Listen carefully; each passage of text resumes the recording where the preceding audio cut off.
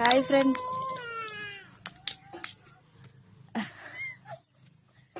చిట్టి good morning చెప్పు. Hi అందరికి గుడ్ మార్నింగ్. గుడ్ మార్నింగ్ అని చెప్పు మన వాళ్ళందరికి గుడ్ మార్నింగ్. అప్పో హాయ్ చెప్పు. అవును నిలబడుతుందా? హాయ్ గొట్టలి మా అమ్మ. హాయ్ వచ్చే నెలల గుండు, వచ్చే బంగారమే, 2 నెలల గుండు. అంత బంగారమే ఉంది మా అమ్మకు.